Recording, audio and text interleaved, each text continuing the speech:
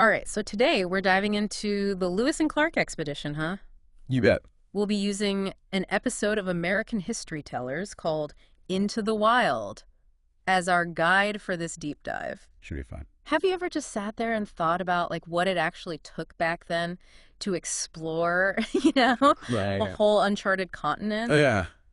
Yeah. Find out. Yeah. What's really interesting to me is that this is like way more than just a wilderness trek. Oh, for sure. Like it's 1803, the Louisiana Purchase is just like double the size of the U.S. Yeah. And President Jefferson, he's got these huge ambitions. Yeah, an empire of liberty. But it's not just like planting a flag and saying we own it, right? Exactly. There's like competition. Yeah. Right. The British are also pushing west. So whoever controls like the fur trade, the route to the Pacific, they have a huge advantage. So it's really like high stakes. Yeah. Control of North America, basically. Yeah. So enter Lewis and Clark. Two totally different personalities, right? Yeah. We got Meriwether Lewis, who is brilliant, a skilled outdoorsman, but prone to, Melancholy. Yeah. Yeah. Chosen by Jefferson himself to lead. Right. I mean, what do you make of that choice? Oh, it's a fascinating choice, right? Because this wasn't just about exploring, right? It was about diplomacy, scientific observation. Like, this is a big deal. Right.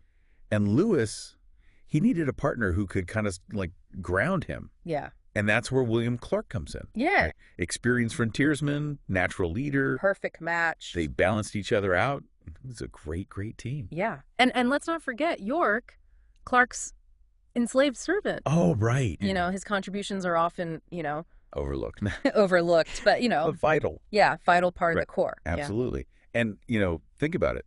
The core of discovery was actually like surprisingly diverse for the time. You have soldiers, you have hunters, you have interpreters. Wow. An enslaved man, even a civilian translator, all sorts of folks. And that diversity was actually crucial to kind of navigating the unknown, interacting with all these different Native American tribes. It makes you realize how much we miss when we only hear, one side of the story. For sure.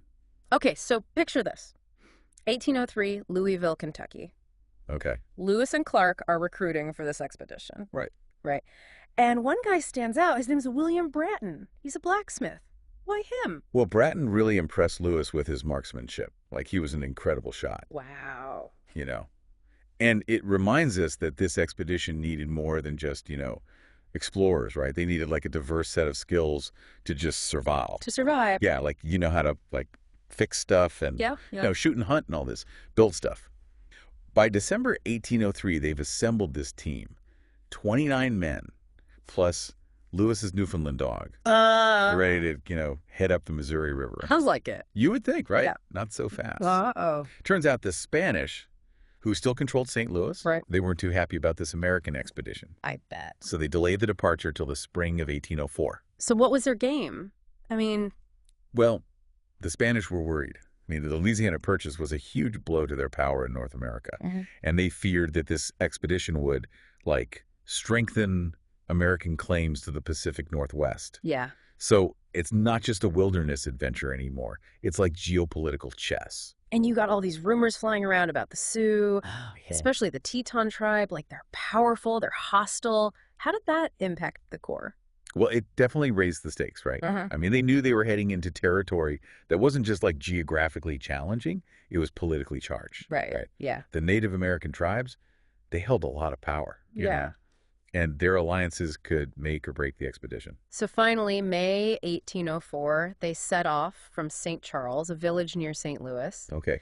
Missouri River. That must have been a challenge in and of itself. Oh, yeah. Grueling doesn't even begin to describe it. Really? Oh, yeah. You got strong currents, fallen trees, hidden sandbars. Just to gain a few miles each day, they're constantly battling the river. Wow. Yeah. And the insects. I read that they were using buffalo fat to try to keep the mosquitoes and gnats away. Yeah, it wasn't exactly like a romantic cruise, that's for sure. Like, this was back-breaking, dangerous work, right? Yeah. And that reality hits really hard when Sergeant Charles Floyd, he dies probably from a burst appendix. Oh, wow. It's a real stark reminder of the risks involved. That's awful.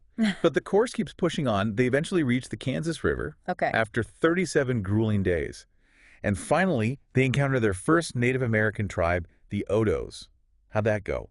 It's interesting. Lewis's diplomatic skills were maybe like a little rough around the edges at this point. Okay. He tried to explain, like, their land now belonged to the United States and that President Jefferson was their new great chief, you know? I read that he even, like, threatened them, Yeah. saying Jefferson could destroy them if they disobeyed. Yeah, not exactly a smooth introduction. No kidding. But despite the awkwardness, the Odos seemed receptive, at least on the surface. Right. The Corps, they continue upriver, hoping for, similar success with the Yankton Sioux. And were they as welcoming?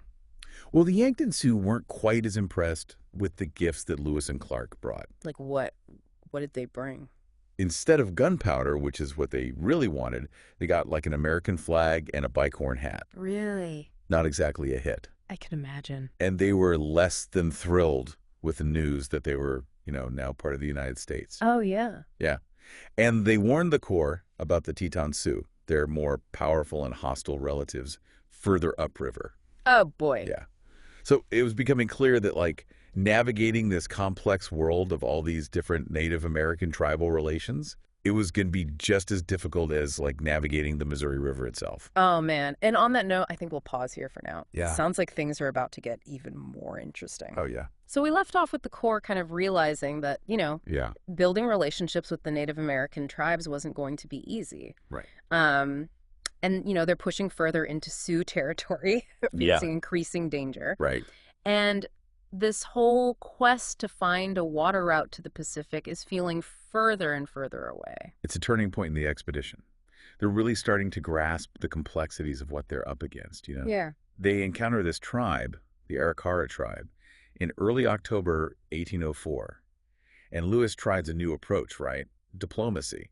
He tries to broker peace between the Arikara and their rivals, the Mandan, hoping to kind of unite them under U.S. influence. So using existing rivalries to their advantage, did it work? Well, it's more complicated than that, right? They get to this Mandan village expecting this bustling community, right? Sure. And it's deserted.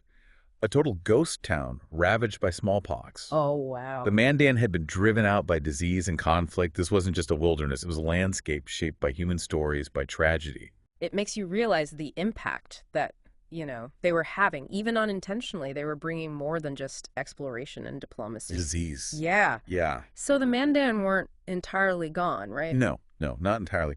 The Corps eventually finds these 2 surviving Mandan villages, along with 3 settlements of the Hidatsa people near present-day Washburn, North Dakota. And it's this thriving center of trade and culture, thousands of people living there, representing all these diverse tribes from across the Great Plains. It sounds like a totally different world from what they experienced so far. Oh, totally. Imagine this Crow, Cheyenne, Arapaho, Kiowa, Cree, even British fur traders all converging on these Mandan villages. Wow. It was like an ancient international marketplace right there in the heart of North America. And the Mandan were like shrewd businessmen. They profited from this whole trade network, and they saw the potential in welcoming the Corps. They hoped for even more trade, with these newcomers. Finally, a bit of good news for Lewis and Clark, right? Yeah, they need it. They found a place to rest, restock, hopefully gather some information about what lies ahead. Exactly. And so they get to work building Fort Mandan, a testament to their, resourcefulness and determination. They're learning from the Mandan, absorbing all this information about the Rocky Mountains and this tribe called the Shoshone. And this is crucial for their quest to find that water route to the Pacific. The Shoshone, yeah, they controlled the passes through the Rocky Mountains, right? Exactly. And to get through those mountains, the Corps needs horses. But there's this huge communication barrier. How do they even talk to the Shoshone? Right. Well, enter this rather opportunistic French fur trader named Toussaint Charbonneau. Huh. He shows up at Fort Mandan with this kind of intriguing proposition. I'm guessing it has something to do with the 2 Shoshone wives that he brought with him. You're catching on.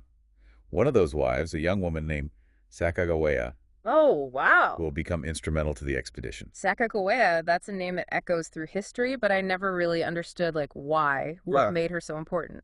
Well, think about it. You have this young indigenous woman, a new mother, guiding these American explorers through her people's lands. She speaks Shoshone. Wow. And her presence kind of challenges these traditional narratives we have about exploration and who gets to be called a discoverer. And she also speaks Hidatsa, which Charbonneau can translate into French, which the expedition's translator can then turn into English. So it's like a linguistic relay race. And it really is. So she's not just a guide, she's a bridge between cultures, a symbol of cooperation in this time of just immense tension, you know? Yeah, her role is crucial, but it's not a simple story, right? Right. Charbonneau, her husband, is kind of a complicated character, not exactly the most reliable or courageous member of the Corps. Got it. And as winter sets in, tensions rise within Fort Mandan. This peace between the tribes, it kind of starts to fray, and violence erupts. The Corps becomes reliant on the Mandan for food during this brutal winter. Which puts a strain on any relationship, I would imagine. Yeah, food is scarce. The temperatures are, like, life-threatening. They're cooped up together. Tensions are simmering. It's a testament to their resilience that they make it through this winter. And in February 1805, amidst all this hardship, Sacagawea gives birth to a son. Oh, wow. Lewis himself helps deliver the baby. It's almost like a symbol of hope, right? Yeah. New life emerging in the most challenging circumstances. And a reminder that their journey isn't just about, like, charting this course through the wilderness. It's also about these human connections they forge along the way. Then spring arrives, the ice breaks on the Missouri River, the Corps, now with Sacagawea and her newborn son, prepares to, like, continue their journey west. Right. What happens next? They're on the move again, huh? Yeah, deeper and deeper into the unknown. Leaving behind the relative, I guess, safety of Fort Mandan. Right. Pushing up the Missouri River towards those, like, imposing Rocky Mountains. Yeah. What's the mood like at this point? Okay. I imagine it's a real mix of, like, excitement and anxiety, right? Yeah. I mean, they've already faced months of hardship, right? Grueling travel, disease, those tense encounters with the Sioux. Right. But now they're, like, venturing into a landscape that's truly uncharted.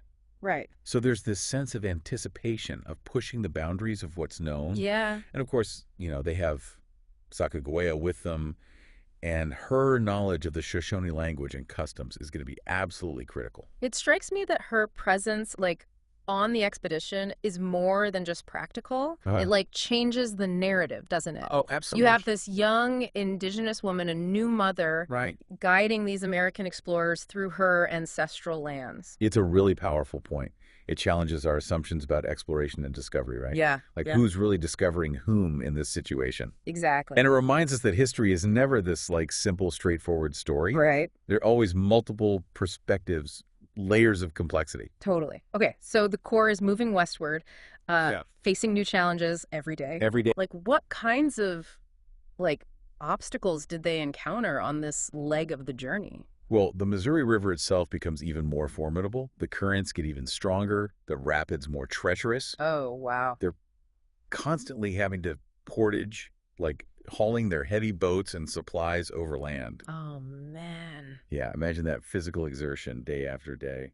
Yeah, I was reading they were also entering, like, grizzly bear country. Oh, yeah. That must have added a whole nother level of danger. Oh, absolutely. And these weren't the, like, black bears they were used to back east. Right. Grizzlies were massive, way more aggressive. Oh, yeah. The journals actually describe several close calls, including one where Lewis himself was chased by a wounded grizzly.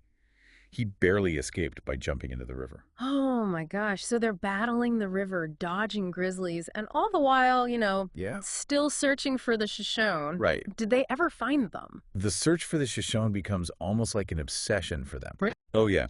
Lewis and Clark know that without horses from the Shoshone, their hopes of crossing the Rocky Mountains are very, very slim. Right. So they send out scouting parties. They question every tribe they encounter, Wow. just hoping for any clue to the Shoshone's whereabouts. The tension must have been, like, palpable. Oh, yeah. I mean, Did the landscape change at all? oh, dramatically. Yeah. The rolling prairies they were used to gave way to, like, towering snow-capped peaks. The Missouri River, which was once, you know, wide and powerful, it narrows and it becomes increasingly difficult to navigate. Wow. It must have been both awe-inspiring and, you know, pretty daunting to confront the raw power of nature like that. And the whole time they're carrying this, like, immense responsibility. Oh, yeah. The weight of Jefferson's expectations, the hopes of a young nation, it's hard to imagine. Yeah, you're right. It wasn't just physical strength they needed. It was this deep-seated belief in their mission, this resilience to keep going, even when faced with, like, setbacks and uncertainty. Yeah. Their determination is really remarkable.